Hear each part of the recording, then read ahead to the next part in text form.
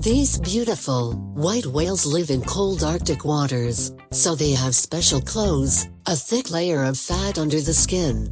Belugas need to take in air from the surface every 2 minutes, using a special feature on their backs called a blowhole. Male whales are able to hold their breath underwater for up to 20 minutes. Strong white whales are capable of breaking through ice from underwater to take a breath, and so have no dorsal fin, enabling easy navigation in the icy Arctic. The name white whale is certainly very true. They are snow white, so it is difficult to observe them among ice. But the young ones can be seen perfectly, because newborn calves are brown, becoming gray around 1 year of age, and then gradually turn to white at the age of 5 years. Belugas live up to 40 years in average. Happy human parents send a text message about their newborn. The baby is healthy, 8 pounds and 20 inches long. After the birth of a beluga calf, carried by his mother for more than a year, the white whale sends a sonic message. The baby is healthy, 176 pounds and 60 inches long. Beluga whale can grow up to 16 feet and weigh up to 1 ton, eating up to 33 pounds of fish per day. The calves live with their mothers, grandmothers and aunts in small families where everyone takes part in the upbringing of children, preparing them for adult life. The calves nurse tasty fatty breast milk for the first year and then continue float by their mother's side for several more years. Grown male calves leave their family to join the male pods. Female pods are usually more settled, because they need to raise their offspring, but male pods migrate.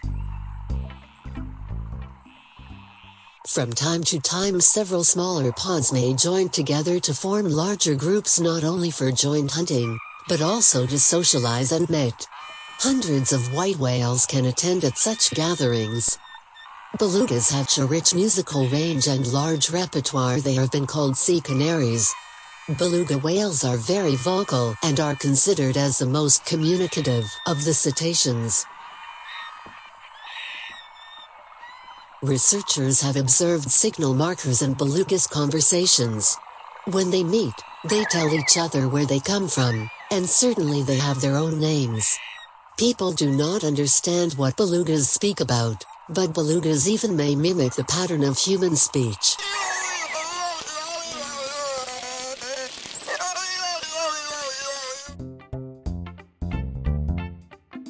Besides vocalizations, belugas may communicate through well-developed facial expressions and physical contact. They can express a variety of emotions. As with all cetaceans, white whales use sound for orientation and navigation. An animal sends high-frequency sound waves toward an object, and listens for the returning echo. Beluga can get detailed information about objects' location, size, form and material.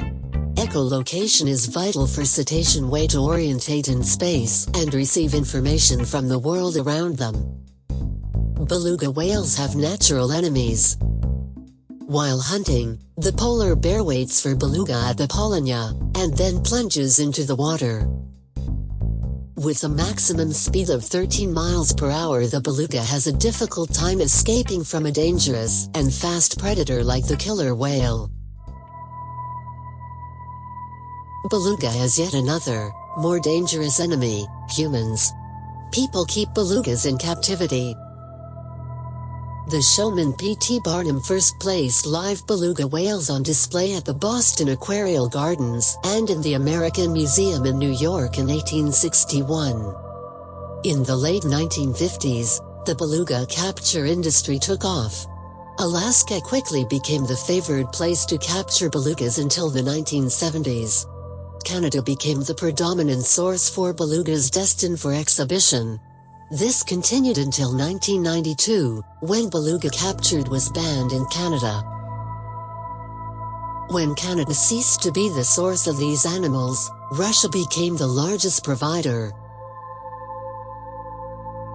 captive breeding of cetaceans is difficult, and most whales and dolphins currently in captivity around the world were deliberately captured, not rescued, from the wild. The indigenous peoples of the Canadian, Greenland, Alaskan, and Russian Arctic regions hunt belugas for their meat, blubber, and skin. Canada discontinued all commercial whaling in 1972, and hunting of beluga today is allowed for subsistence purposes only. Since 2000, commercial killing of beluga whales is prohibited in the Russian Federation. Russia began live capture of beluga whales in the 1980s. When the defenseless animals are surrounded by high-speed boats and encircled with nets, they are scared and panicked, thrashing around. Many of them die, becoming entangled or drowning. Captors mostly prefer young, because it is believed that they will be easier to adapt, but most importantly that they are not too large to be transported. Newly captured belugas are transported to a sea pen such as in the Center for Marine Mammal Adaptation near city of Nakhodka in the Russian Far East.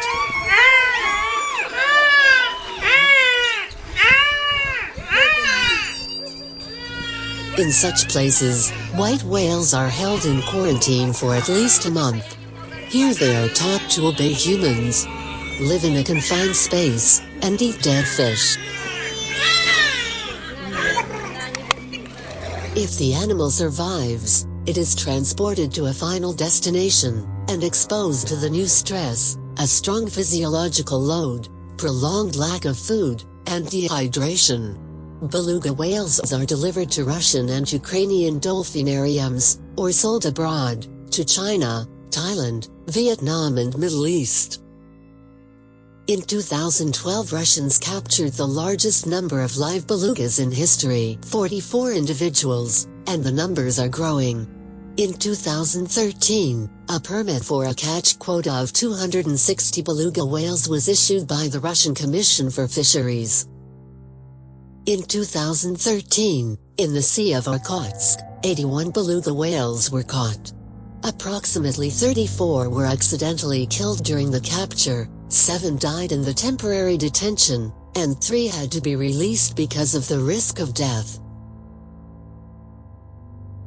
There are believed to be at least 230 beluga whales held captive across the world.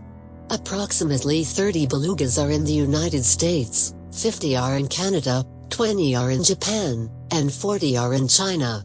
Approximately 60 belugas are performing at stationary dolphinariums in Russia, and 10 or more are captive in Russian mobile dolphinariums. In 2012, the Georgia Aquarium in the United States applied for a permit to import 18 beluga whales from the Sea of Okhotsk in northern Russia. Those beluga currently live in the Utrecht Marine Mammal Research Station in Russia. Some of these whales were destined to live at the Georgia Aquarium, while others would have been loaned to aquariums in Chicago and Connecticut, and SeaWorld facilities in Florida, Texas and California. On September 28, 2015, the U.S. District Court of Atlanta upheld NOAA Fisheries' decision to deny Georgia Aquarium's request for a permit to import these 18 beluga whales under the Marine Mammal Protection Act. This verdict's effects will be far-reaching, starting to turn against what once was the cornerstone of American aquariums, the keeping of whales in captivity.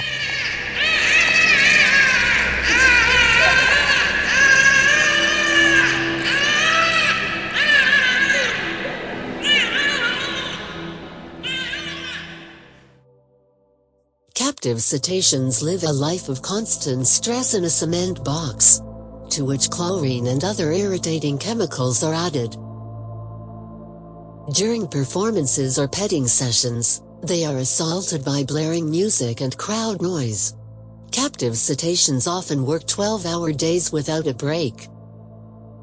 The animals are not being starved, but trainers can make the animal hungry enough to want to perform in shows for the rewards of dead fish. This is the price that white whales and other captive cetaceans pay to entertain people. Please, do not pay to see whales or dolphins in captivity.